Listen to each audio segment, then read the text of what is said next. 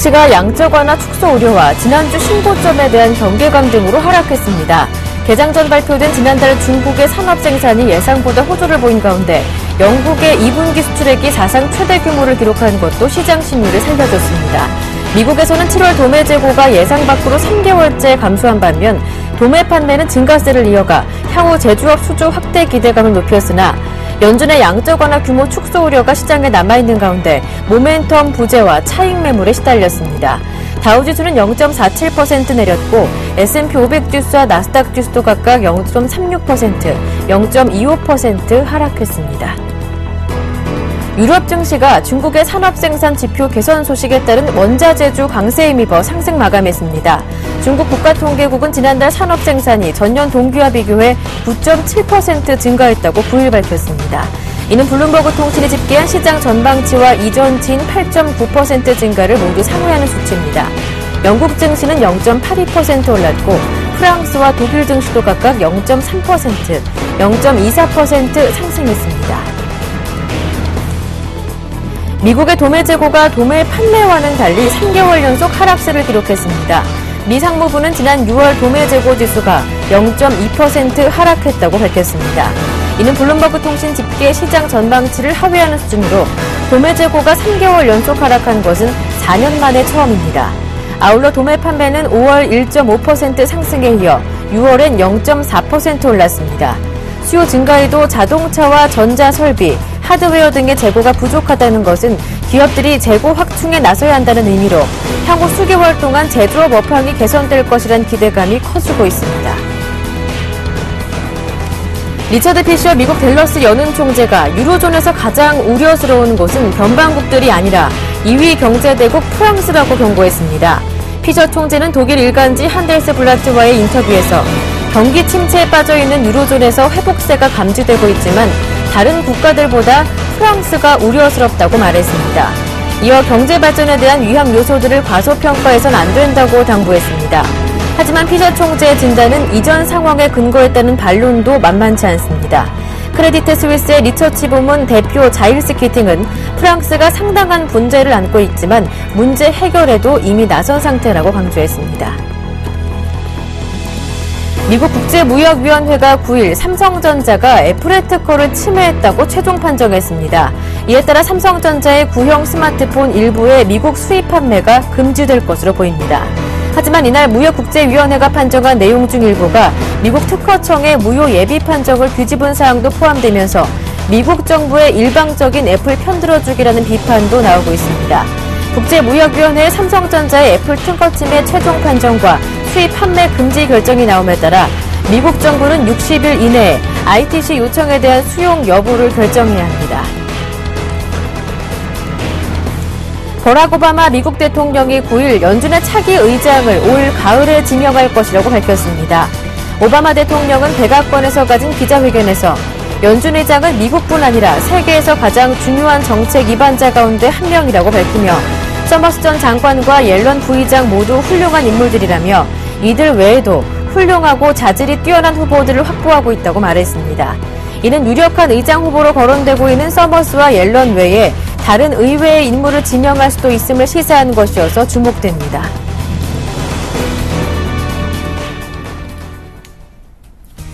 안녕하세요. 굿모닝 대박예감 김보람입니다. 지난주 미국의 양적 완화 축소 시기가 9월 FOMC로 무게가 실리는 연준 총재들의 발언이 나오면서 미국 뉴욕 증시는 주간 기준으로 7주 만에 가장 최악의 시기를 보냈다고 합니다. 3대 지수 모두 하락으로 마무리가 됐었는데요.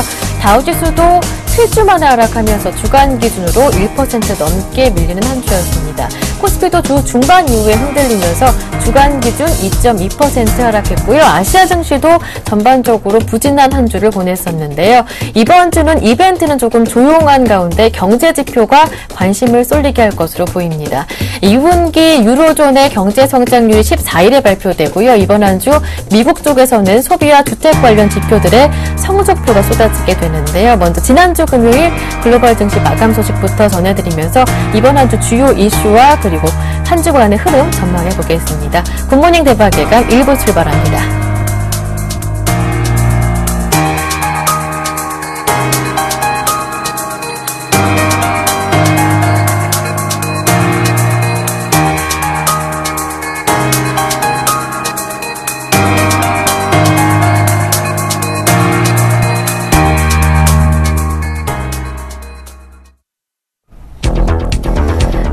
파이낸셜 타임스가 9월 FOMC가 채권 매입을 통한 양적 완화를 축소하거나 중단한다고 발표할 경우 채권 시장은 지난 여름처럼 크게 요동칠 가능성이 있다고 보도했습니다. 미국 테이퍼링에 따른 금융시장의 부정적인 영향 집중 점검해 보겠습니다.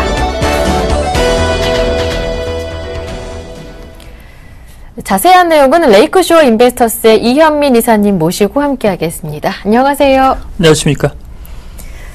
먼저 지난주 금요일 마감된 뉴욕 증시와 유럽 증시, 글로벌 증시 마감 소식부터 들어보겠습니다. 뉴욕 증시는 출렁에다가 결국에는 하락으로 마무리가 됐고요. 유럽 증시는 상승으로 마감했다고요? 그렇습니다. 뉴욕 증시는 조금 좀 부진했고, 네. 유럽 증시는 중국의 지표 호조 이런 부분에서 조금 탄력을 받았다고 볼 수가 있겠습니다. 지난 주말 다우지수는 마이너스 0.47%가 하락한 15,425포인트를 기록을 했습니다. 나스닥 지수도 소폭 하락을 했는데요. 0.25%가 하락했습니다. 3,660포인트를 기록을 했고요. S&P 500 지수도 0.36%가 하락했습니다. 1691포인트로 마감이 됐습니다. 앞서 잠시 말씀을 드리긴 했는데요. 역시 이제 9월 조기에 양적 완화 축소가 나올 수도 있을 것이다. 이 우려를 뉴욕 증시가 좀 떨쳐내지 못한 그런 흐름이었다라고 볼 수가 있겠습니다. 경제 지표도 미 상무부의 6월 도매 재고가 0.2% 줄어든 수치로 나와서 예상 밖으로 상승세를 좀 나타나지 못한 그런 수치로 발표가 됐고요. 중국의 그 산업 생산 이런 그 좋은 뉴스도 있었지만 힘을 발휘하기에는 미국 내 정서상으로는 이른바 테이퍼링 양적 완화 축소의 우려가 좀 컸다고 볼 수가 있겠습니다. 유럽 증시는 중국의 산업 생산이 예상 밖으로 호조세를 가져가면서 지난주 주중에 나왔던 중국의 7월 수출의 좋은 수치 이런 점에서 경기의 저점이 이제는 좀 나오지 않겠느냐 이런 그 기대감으로 반등세가 나왔습니다. 영국의 FTSE 지수는 0.82%가 올랐고 독일의 닥스 지수는 0.24%가 상승을 했습니다. 프랑스의 깍크 지수도 0.3%가 올랐습니다. 이탈리아의 MIB 지수도 0.23%가 상승하면서 비교적 지난 주말 유럽 증시는 고른 상승세가 나타난 점이 특징이라고 볼 수가 있겠습니다. 네, 이렇게 미국 뉴욕 증시는 양적 완화 축소, 테이퍼링 시기가 9월 쪽으로 무게가 실리면서 다른 여타 경제지표 호조에 대한 소식도 소화를 시키지 못하는 모습이었는데요. 연준의 양적 완화 축소가 시행될 경우에 지난 여름처럼 이 채권의 투매 사태가 발생할 수 있을 것이다라는 경고도 나왔죠. 그렇습니다. 이 소식은 이제 영국 쪽에서 나왔는데요. 예. 미국 내에서는 이제 그 조심스럽기 때문에 이런 부정적 뉴스를 다소 좀 제어하는 그런 흐름이라고 볼 수가 있겠습니다. 하지만 미국 바깥에서는 양적 완화의 축소 기조 이런 것이 이제 올해 이제 하반기 중에는 나올 것으로 예상을 하고 있는데요. 이것이 나오게 될 경우 미국 금융시장 특히 이제 채권 시장이 어떻게 움직일 것인가 이런 점에서 다소 조금 조심스러운 이런 입장들이 많이 개진이 되고 있습니다. 파이낸셜 타임스가 지난 10일 날 뉴욕 연방은행 소속 경제학자들이 내부 문건으로 보고서를 발표를 했는데요. 이 내용의 그 대강을 유추하면서 만약에 9월에 양적 완화 축소 그 발표가 나올 경우 지난 5월 22일부터 7월까지 잠시 흔들렸던 미국의 채권 시장의 일부 투매 사태가 나올 수도 있다라고 보도를 했습니다. 이 테이퍼링이 나오게 되면 양적 완화 축소 기조가 나오게 되면 이를 이제 돌리기에는 좀 어렵다라고 볼 수가 있겠고요. 이렇게 되면 지난 10년 만기 국채 수익률이 2.7%까지 오르면서 채권 가격의 약세가 나타났다는 점, 이런 점에서 비슷한 유형의 채권 가격 약세를 현재 점치고 있는 상황입니다. 그렇지만 핑코의 빌 그로스는 여전히 채권 그 시장에 대해서 강세 마인드를 계속적으로 현재 가져가고 있는데요. 지난달에도 많은 자금을 채권 시장에서 채권을 매수하는데 쏟아붓고 있는 부분이 다소 이제 좀 다른 지점이라고 볼 수가 있겠습니다. 7월 한 달간 시장 조사 업체인 리버티 스트리트가 조사한 미 국채 투자가의 평균 채권 투자 손실 금액은 약 11.3%에 달해서 최근 수치로서는 비교적 매우 안 좋은 수치로 나타난 것이 현재 특징이라고 볼 수가 있겠습니다. 지난 주말 미국의 10년 만기 국채 수익률은 2.58%로 2.6% 언저리 수준에서는 현재 내려오지 않고 있는 상황인데요. 지난주에도 채권 시장에서 30억 달러가 유출이 되면서 일부는 이제 주식 시장과 단기 머니마켓 펀드로 이동하는 이런 흐름으로 본다면 9월 양적 완화 카드가 나오게 될 경우 채권 시장의 다소 혼란스러운 부분은 조금은 견뎌내야 될 부분이 아닌가라고 볼 수가 있겠습니다. 지난주에 이 시장 친화적인 발언을 해왔던 이 비둘기파 연방은행 총재들도 일부 양적 완화 축소에 대한 의견을 시사하게 되면서 뉴욕 증시도 그리고 글로벌 증시도 출렁이는 모습이었는데 이번 주에도 일부 연사들이 대기하고 있죠. 그렇습니다. 지난주에 줄줄이 일주일 내내 그 연사들의 그 내용이 있었는데요. 역시 이제 가장 중요했던 것은 시카고의 찰스 에반스 총재가 그동안에 비둘기파의 수장격 노릇을 했었는데요. 약한 매파 입장으로 돌아선 것이 가장 특징적이었다라고 볼 수가 있겠는데요. 이번 주도 2명의 지역 연방은행 총재의 연설이 현재 잡혀 있습니다. 지난주에 이미 한번 연설을 했던 인사들이라 시장에 미치는 영향은 조금 줄어들 것으로 예상이 되고 있는데요.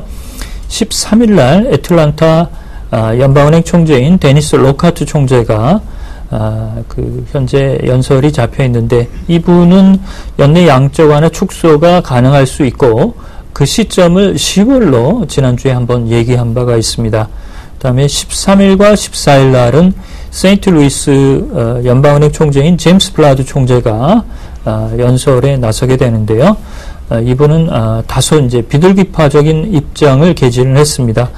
매파적 입장에서는 다소 두드러진 비둘기파적 입장이라고 볼 수가 있겠는데요. 충분히 경제 지표를 들여다보고 판단하는 것도 늦지 않을 것이다. 이렇게 조금은 양적 완화 기조를 유지하는 쪽에 무게를 좀 둔다라고 볼 수가 있겠습니다.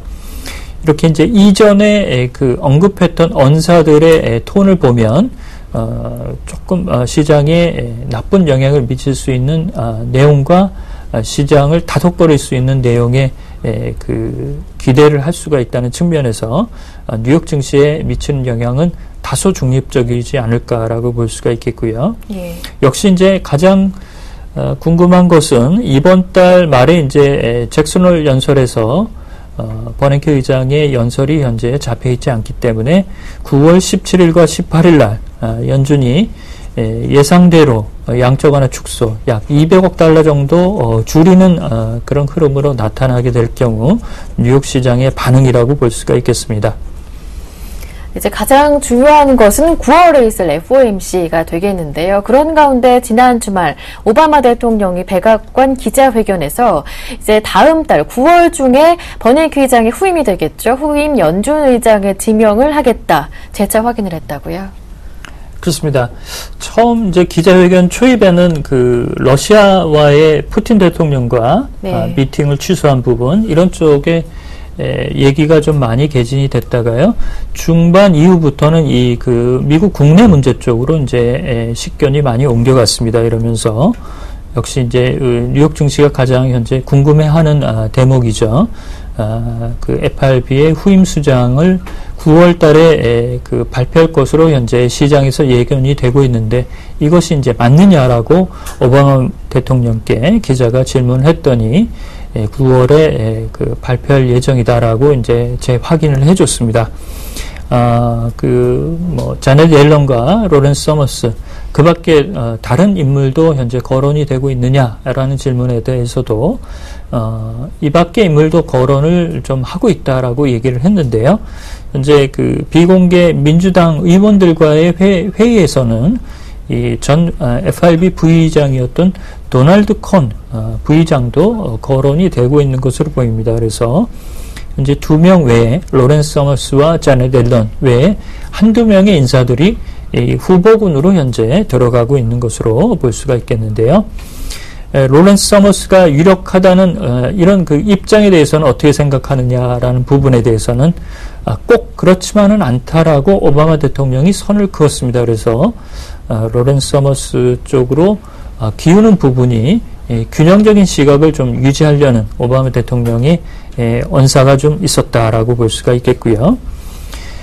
역시 이제 다음 달에 주요 굵직한 이슈들이 많습니다. 역시 이른바 연방 정부의 부채 상황 이런 부분도 양당이 해결을 해야 될 문제고요. FRB 후임 수장 이 부분에 대한 베일도 현재 좀 거칠 것으로 보이고 있고 9월 달에 일본이 이 소비세 인상안을 아베 총리가 어떻게 결정하느냐 증시에 미칠 영향을 미칠 카드들이 굵직한 카드가 많이 되고 있다는 점 이런 점을 좀 살펴드릴 수가 있겠습니다. 네.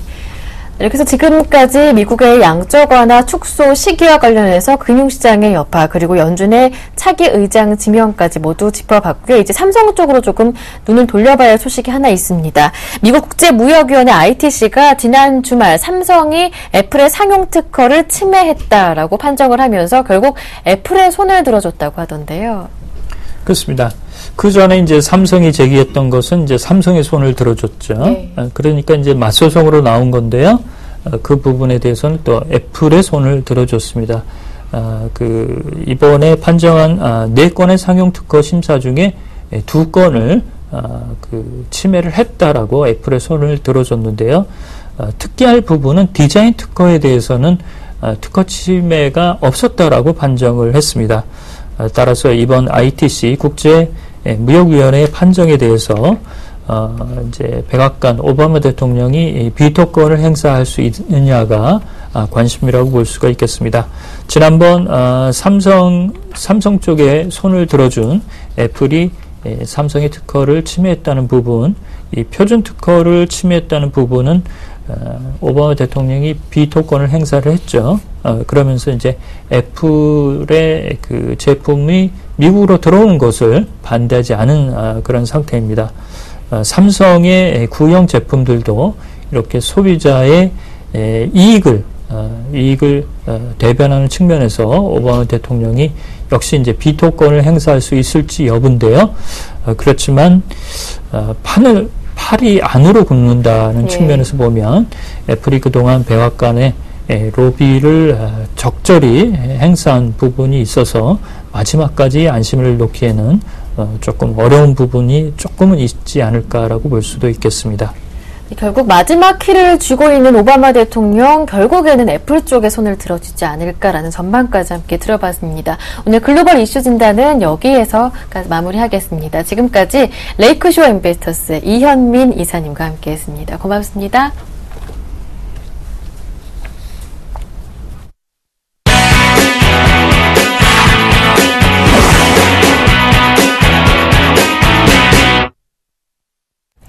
네, 김용준의 골드박스 시간 곧바로 이어가겠습니다. 샘플러스 김용준 전문위원님 전화로 연결해 보겠습니다. 위원님 안녕하세요. 예, 안녕하세요. 지난 한 주간 코스피가 2.2%나 하락을 했더라고요. 1880선까지 내려왔는데 외국인들이 4거래일째 매도하고 있다고 합니다. 현재 시장 그럼 어떻게 보시는지요? 예.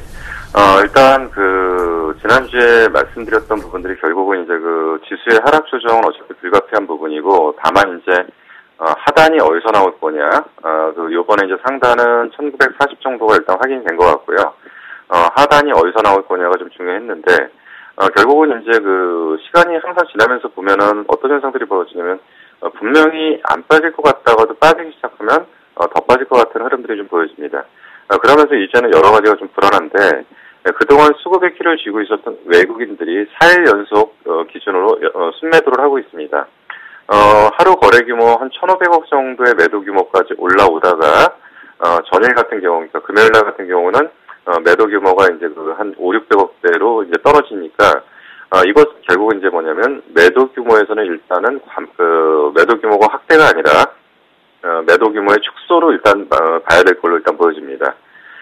그리고 이제 그 연기금 쪽도 이제 지속적으로 매수를 하고는 있는데 연기금 쪽도 계속 이제 나타나는 공통적인 사항들이 뭐냐면 1900 이하에서는 좀 적극적으로 매수를 하고 있고요. 그리고 이제 1900을 넘기면은 조금 소극적으로 좀 대응하는 좀 모습들을 좀 보이고 있습니다. 근데 최근에 좀 특징적인 부분들이 좀 하나 발견되는 게 지수가 올라올 때는 항상 투신이 매수하더라. 그러니까 투신이 매수하는 날은 지수가 올라오는 날이었고요.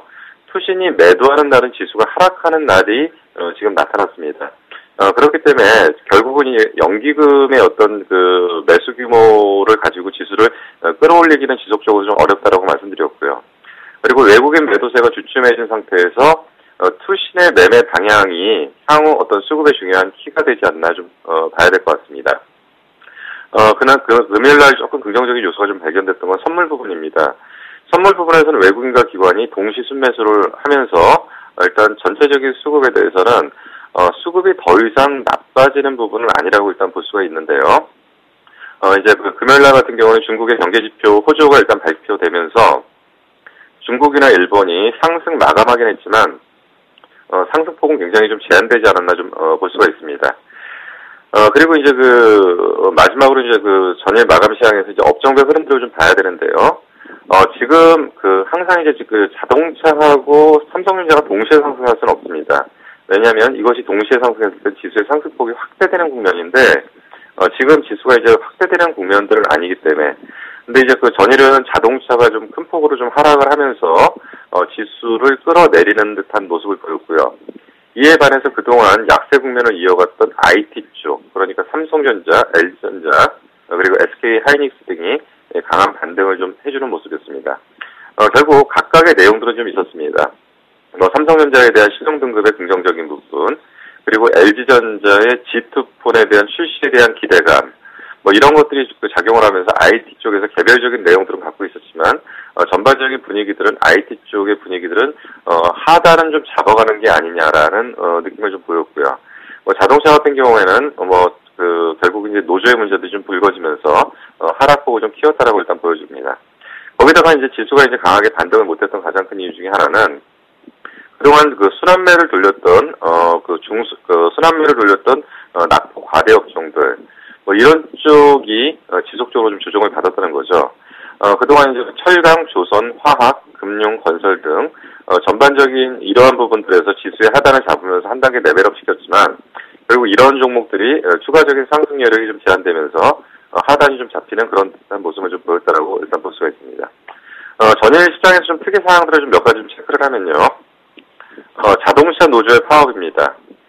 자동차 노조가 이제 13일날 투표를 거쳐갖고 20일날 최종적인 결정을 한다라고 하는데, 결국은 이제 자동차 노조의 파업이라는 것은, 생산 차질은 어차피 불가피할 거고요. 그리고 주가에 대해서도 굉장히 부정적인 요소를 좀 보일 걸로 일단 보여집니다. 자동차 노조가 좀 요구하는 사항들이 좀 무리가 좀 많은 부분들인데, 결국 자동차 노조가 지금 업황이 좋아지고 있는 자동차 업황에 어떤 발목을 잡고 있는 부분들은 지속적으로 매년 나타나는 현상들인데 이 부분에 대한 우려감들은 좀 계속적으로 좀 가져야 될 필요가 있고요. 그리고 이제 또 한 가지 좀 특이사항은 차세대 고화질 TV, 그러니까 보통 우리가 지금 알고 있기는 HD TV라는 얘기를 많이 하는데 여기다가 앞에 U자를 붙여서 UHD TV.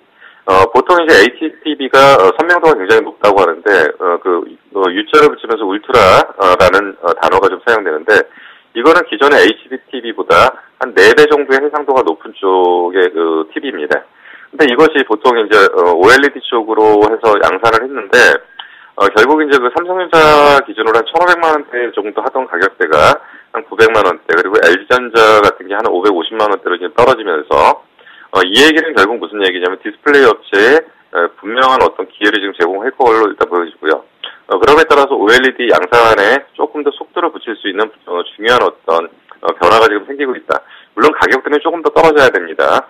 그렇지만 만약에 이것이 대중화가 될 수 있는 정도의 가격대가 된다고 한다면 OLED 시장에 굉장한 어떤 기회를 제공할 수 있는 어떤 기회로 봐야 될 거기 때문에 향후 이쪽의 움직임들을 조금 더 체크하면서 디스플레이 업종에 대한 판단을 좀 하실 필요가 있습니다. 예, 금일 투자 전략 일단은 정리를 하면요. 전일 미국 증시가 하락했기 때문에 금일 조정 어차피 조금 더 이어질 걸로 일단 예상이 됩니다. 다만 이제 하단을 확인해가는 과정인데요. 계속적으로 말씀드리는 게 거래소 1850 지켜보자, 코스닥 540 지지되는지 보자. 코스닥 같은 경우 지금 최근에 바이오가 상승을 주도하고 있었는데 바이오가 조정한다면 의외로 조정폭이 좀 나올 수가 있습니다. 그래서 바이오 쪽의 움직임을 코스닥은 좀 예의주시할 필요가 있고요. 그리고 금주에 좀 관심을 가질 수 있는 부분은 결국 이제 계속적으로 얘기되는 블랙아웃 관련주하고 대북 관련주에 대한 부분들, 이 부분들은 아마도 이번 주에 단기 모멘텀은 형성될 가능성이 있기 때문에 좀 예의주시하면서 판단을 하시면 좋은 결과가 있을 걸로 판단됩니다. 오늘 준비한 수는 여기까지 마감을 하도록 하겠습니다. 일장 전략까지 모두 함께 알아봤습니다. 지금까지 김용준 전문위원님과 함께했습니다. 고맙습니다. 예, 감사합니다.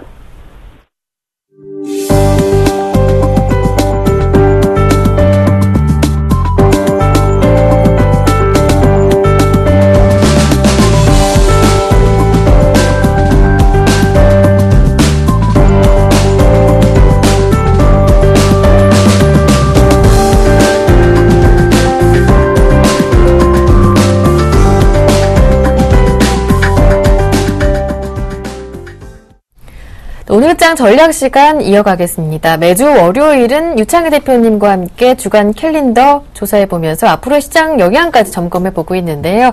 유스탁의 유창희 대표님 모셨습니다. 안녕하세요. 안녕하십니까. 먼저 이번 한 주 동안 예정되는 경제지표 주요 이슈들 일정 살펴보기 전에 지난 한 주간의 국내 증시 흐름부터 다시 한번 점검해 보겠습니다. 앞서도 얘기를 들어봤었는데 2.2% 코스피가 하락했어요. 1880선까지 내려왔는데 대표님은 어떻게 보셨는지요?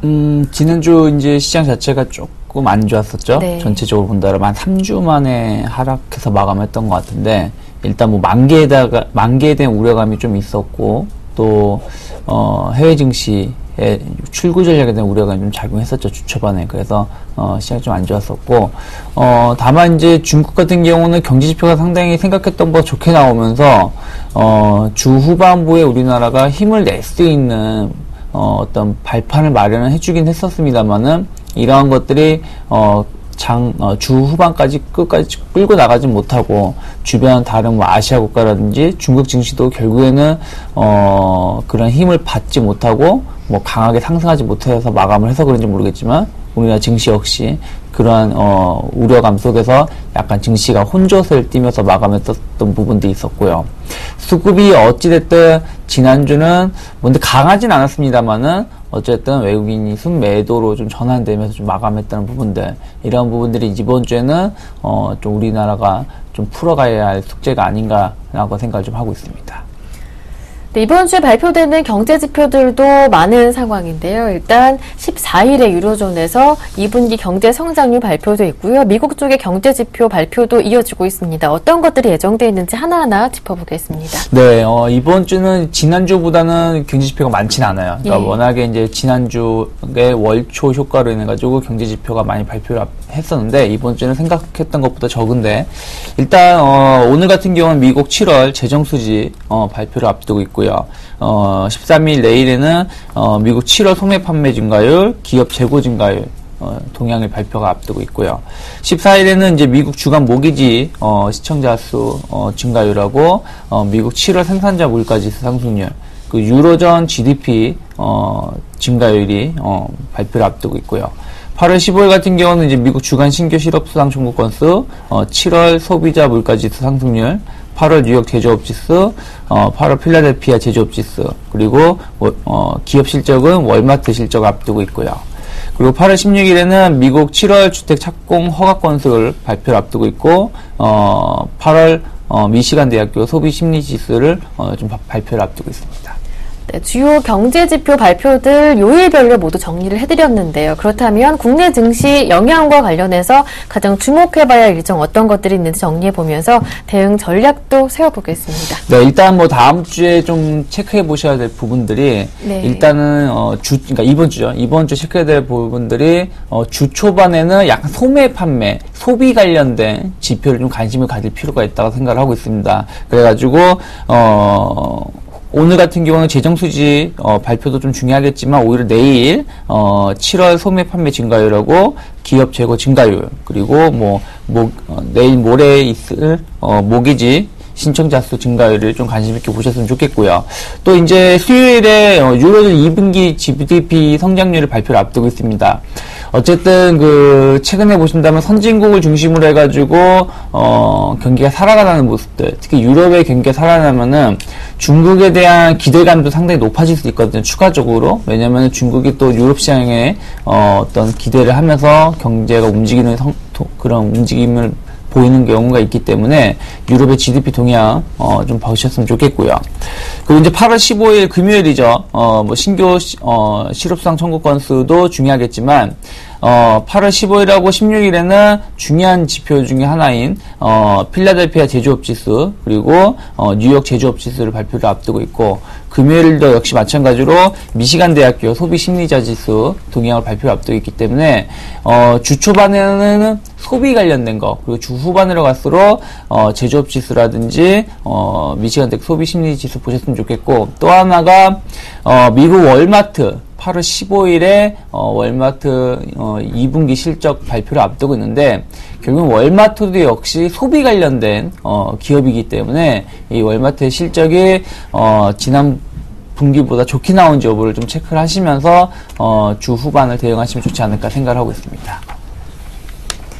네, 결국에는 미국에서 발표되는 소비 지표들 결과 확인하시는 게 무엇보다 중요하겠다라는 말씀까지 한번 들어봤습니다. 국내 증시 전략 조금 더 구체적으로 들어보고 싶은데요. 네. 업종이라면 어떤 업종에 관심을 가져야 하는 것인지도 궁금합니다. 네, 일단은 이번 주 좀 보셔야 될 부분들이 이제 아까 말씀드린 것처럼 미국의 소비 경기 동향에 대해서 변동성이 확대될 가능성이 높고요. 또 이제 중국 증시가 어쨌든 지난주에 반등을 많이 하지 못했는데 이번 주에 그런 반등세를 이어갈 수 있는지 여부를 좀 보셨으면 좋겠고 또 하나가 이제 지금 추세 전환 여부를 지금 앞두고 있는 변곡 위치입니다. 그런 상황에서 이제 우리가 지난주 주말에 기다렸던 삼성전자 ITC 발표가 나왔죠. 그래서 여기에 대해서 이제 시장이 어떻게 반응할지 주가가 미리 선 조정을 받았기 때문에 반등을 하면서 전기전자를 좀 이끌어갈 수 있는 여부를 좀 보시면서 대응하셨으면 좋겠고요.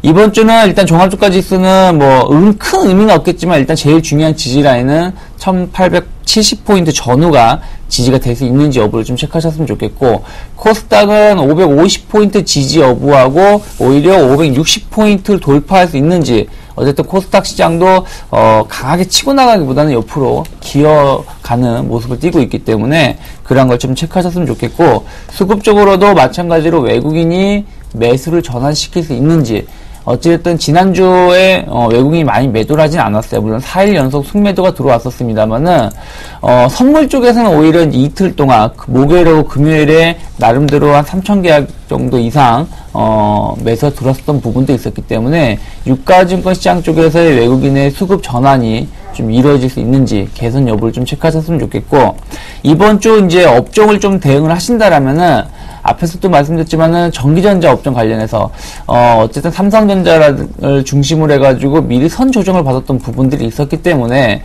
이러한 부분들이 이제 악재가 해소가 된 다음에 주가 반등을 성공할 수 있는지 그렇다면은 최근 한 달에서 한 2달 정도 전기전자 업종군들이 힘을 내지 못했던 부분들이 이번에 주에 힘을 낼 수 있는지 좀 보셨으면 좋겠고 또 하나가 시장이 만약에 출구 전략에 대한 우려감이 발생이 되더라도 될지 아니면은 중요한 지지 라인을 지지 못하고 하락 전환 된다라면 다시금 1800 초중반으로 또 빠질 수 있는 약간 그런 변곡에 있는 상황에서 경기 민감주가 힘을 내면서 치고 나갈지 다시금 아니면 경기 민감주가 아니라 경기 방어주 쪽으로 다시금 수급이라든지 어떤 주목이 그쪽으로 쏠리는지 여부를 좀 체크하셔야 될 부분이 있다. 만약에 경기 방어주 쪽으로 시장이 움직인다라면은 아무래도 시장 자체가 남은 8월 증시가 좀 좋지 못할 수도 있다는 것을 반증할 수 있기 때문에 그런 부분도 어느 업종군들이 강하게 나가는지를 좀 관심 있게 보면서 일주일을 대응하시면 좋지 않을까 생각을 하고 있습니다. 네. 네, 코스피는 외국인의 수급을 확인해 보시면서 이번 주 1870선 지지 여부 확인하시는 게 중요할 것 같고요. 외부 요인에 크게 영향을 받는 코스피가 조금 주춤한 사이 상대적으로 강세를 보여준 코스닥은 550선 지지와 560선 돌파 여부 확인하시는 것도 중요할 것 같습니다. 향후 경기 민감주냐 경기 방어주나 무게가 실리는 쪽에 따라서 지수의 방향도 조금 달라질 수 있을 것이다 보셨는데요. 방어주 쪽으로 좀 강세가 실리게 된다면 향후 조금 지수의 움직임도 주춤하지 않을까 전망해 주셨습니다. 주셨습니다. 지금까지 유스탁의 유창희 대표님과 함께했습니다. 고맙습니다. 고맙습니다.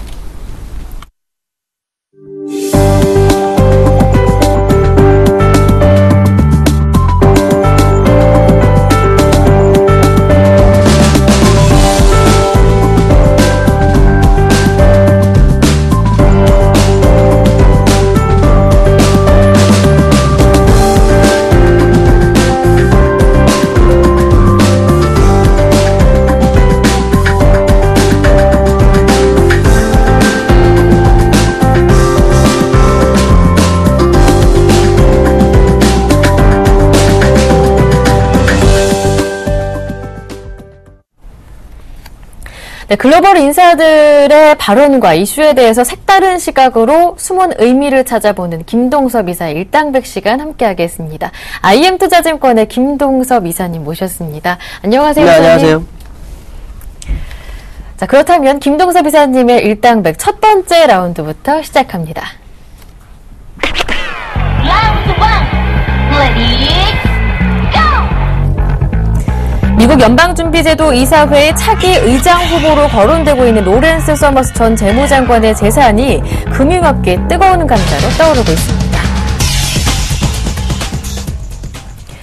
네, 미국 연준의 차기 의장 후보로 거론되고 있는 로렌스 서머스 전 재무장관 포스트 버냉키가 되면 안 된다라는 의견이 나오고 있는데 그 이유가 궁금하네요.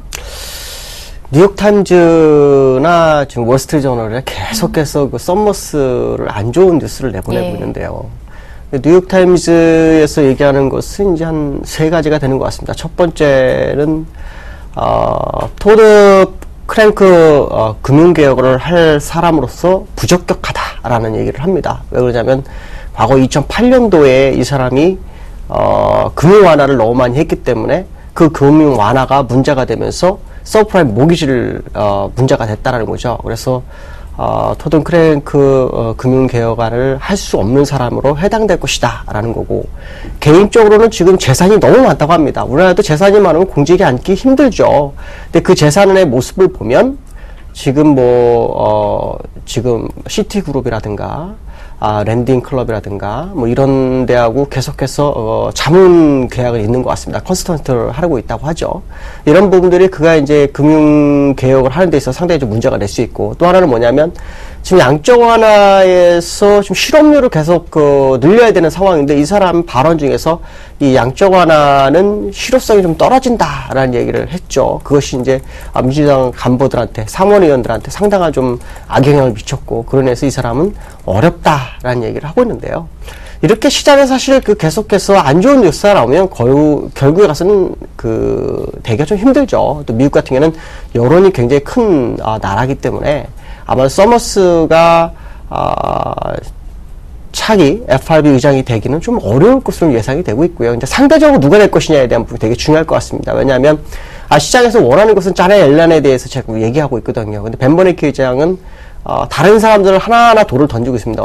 얼마 전에도 뭐 콘이라는 사람한테 괜찮다라는 식으로 해서 과거의 FRB 부의장 출신이죠. 이 사람도 시장에 돌을 던졌는데 이 사람에 대한 여론은 아무 얘기가 없습니다. 그러니까 지금 시장에서는 돌을 하나씩 던져봐가지고 가장 여론에 적격한 사람, 그러니까 지금 자네 옐런은 거의 확정적이다 보니까 다른 사람으로 대체 가능한가를 좀 알아보고 있는 거죠. 왜냐하면 자기가 코드가 맞는지 안 맞는지를 보려는 것 같습니다. 그러나 제가 볼 때는 자네 옐런이 되는 것이 맞다라고 보여주고 있고요.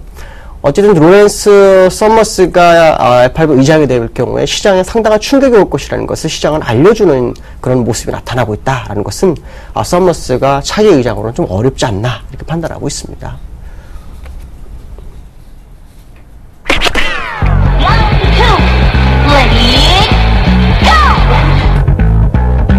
닥터 둠으로 알려진 마크 파버가 올해 말에 지난 1987년 블랙 먼데이와 같은 증시 폭락이 올 수 있다고 경고했습니다. 닥터 둠으로 잘 알려진 마크 파버가 결국 블랙 먼데이가 다시 한번 올 수 있다 경고했는데 S&P 500 지수가 하반기에 20% 폭락할 수도 있다고 하더라고요. 어떻게 보시는지요? 폭락은 올 수 있죠. 대신에 급등이 있어야 폭락이 있죠. 예. 지금 급등이 없습니다. 항상 주식시장은 급등 후에는 폭락이 옵니다. 근데 이제 이 닥터돔이라는 사람은 마크 파버는 1987년도에 블랙 먼데이를 맞춰서 아주 유명해진 사람이죠. 그거 하나 가지고 20년을 우려먹고 있지만 어쨌든 중요한 것은 뭐냐면 그 사람이 예견했던 게 한 번씩은 꼭 맞았습니다. 근데 언제라는 얘기는 안 했었죠. 얼마큼 상승했으니까 어떻다 뭐 이런 얘기 했는데 과거 1987년도하고 지금하고 비교를 해보면 그 당시 현재 시점 지금 8월 시점으로 봤을 때 S&P 500이 30% 올랐다고 합니다. 근데 지금은 그거보다 못 올랐죠. 한 11%에서 12%는 더 올라야 되는 상황이 이게 좀 차이점이 있고요. 그 당시에 공통점 중에 하나는 뭐냐면 52주 신고가가 줄어들고 신저가가 늘어난다는 거죠.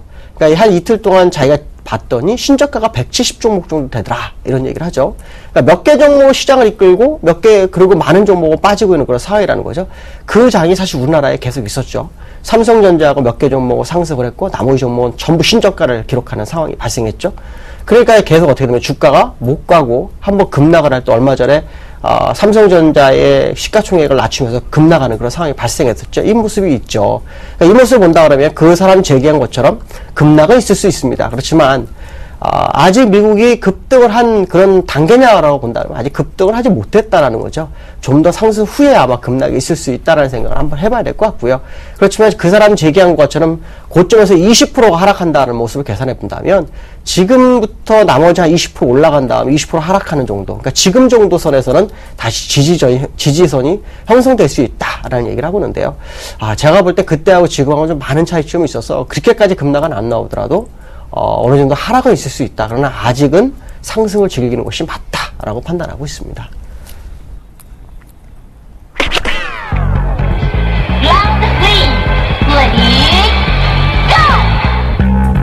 미 국제무역위원회가 삼성 애플 간 특허 소송에서 애플의 손을 들어주면서 향후 버락 오바마 대통령의 거부권 발동 여부가 주목을 끌고 있습니다. 미국 국제무역위원회가 결국 애플, 삼성 간의 특허 소송에서 애플의 손을 들어줬습니다. 이미 예상했던 결과이기도 한데요. 문제는 오바마 대통령이 자유무역 제도를 무시하는 상황이 됐고 보호무역 쪽으로 가는 상황이 됐죠. 애플의 삼성전자 특허에 대한 부분은 거부권을 행사했는데 삼성전자에 대한 애플의 특허는 어떻게 받아들일지 이건 좀 봐야 되겠죠. 근데 지금 시장 일각에서는 두 가지로 나누고 있죠. 하나는 표준 특허, 하나는 상용 특허. 그러니까 표준 특허에 해당되는 삼성전자 특허는 누구나 써야 되기 때문에 이게 특허가 될 수 없다라고 해서 거부권을 행사한 것 같고요. 상용 특허는 조금 다른 것 같습니다. 그래서 이게 이제 거부권이 행사되지 못할 경우 삼성전자로서는 약간 피해가지고 입을 수 있는 부분이 있죠. 또 하나는 뭐냐면 치열한 특허 전쟁을 또 해야 되는 그런 불상사가 생기는데 제가 만약 오바마 대통령이라고 그러면은 아마 중재를 할 거라고 봅니다. 더 이상 해서 얻을 게 없습니다. 왜냐하면 애플은 특허 전쟁을 하고 난 다음에 얻은 게 없습니다. 오히려 계속해서 신규 제품이 못 나오고 있고 계속해서 주가도 많이 빠졌고 시장의 인식이 이제 떨어졌지만 오히려 삼성전자는 상대적 수혜를 받아서 브랜드 가치가 높아지고 그다음에 수출도 더 늘었습니다. 그래서 지난 2분기의 영업이익을 보면 삼성전자는 9조 5천억, 그다음에 애플은 7조대. 이 모습을 봐도 시가총액을 봐서 너무 다른 상황이 되죠. 그렇기 때문에 아마도 제가 볼 때 애플과 삼성전자에 대해서 중재를 하는 것이 맞다라고 보여주고 있고요. 그렇지 않으면 거부권을 행사하고 중재를 해준 방법, 아니면 거부권 행사 안 하고 중재를 하는 방법 두 가지가 있을 수 있는데 그렇지 않은 상태라 그러면 지금 삼성전자로서는 상당한 고전을 면치 못할 수 있다라는 걸 좀 생각해야 될 것 같고요. 그렇지만 제품으로 보면은 갤럭시 S, 갤럭시 S2, 갤럭시 탭 해가지고 과거에 갤럭시 넥서스에서 약간 구형 제품에 해당되기 때문에 이 부분은 별 걱정을 안 해도 된다. 제가 볼 때는 오히려 과거 반도체 산업처럼 황해 법칙을 적용해서 애플의 신규 제품 나오기 전에 더 좋은 제품으로 빨리빨리 승부를 봐가지고 애플로 하여금 도태를 시켜버리는 방법이 제일 좋다. 지금 요번에도 삼성전자에서도 시계처럼 손목에 차는 제품이 나온다고 하죠. 이런 제품이 속속속 출현하면서 애플을 압박한다면 지금 특허 전쟁에도 큰 문제가 없지 않나 이렇게 판단을 하고 있고요. 기술적으로 봐도 지금 자리가 오늘 삼성전자가 양봉으로 출현하는 모습이 나온다면 바닥일 확률이 상당히 높고요. 만약 음봉일 경우 약간 좀 위험하죠. 그렇지만 음봉일 경우는 115만원 정도의 바닥권이 있고요. 만약 양봉일 경우에는 아무 상관없이 주가가 다시 올라갈 확률이 높습니다. 제가 볼 때는 양봉일 가능성을 좀 열어두고 보시는 게 좋지 않을까 이렇게 판단하고 있습니다. 네, 이렇게 해서 오늘 김동섭 이사님과 함께 글로벌 이슈 가운데 이제 버냉키 의장 차기 의장 후보로 거론되고 있는 로렌스 서머스 전 재무장관의 재산과 관련한 내용 뜨거운 감자로 떠오르고 있는데 한번 짚어봤고요. 닥터둠으로 알려진 마크 파버가 올해 말에 증시 폭락이 올 수 있다 경고했지만 일단 급등이 있어야 급락이 나올 수 있다 전망해 주셨습니다. 삼성과 관련한 애플 특허 소송에서 오바마 대통령이 결국 중지하는 쪽으로 가지 않을까라는 전망까지 함께했습니다. 지금까지 IM투자증권의 김동섭 이사님과 함께했습니다. 고맙습니다. 네, 감사합니다. 네, 굿모닝 대박예감 1부 순서 여기에서 모두 마무리하고요. 저는 잠시 뒤 2부로 돌아오겠습니다. 함께해 주신 여러분 고맙습니다.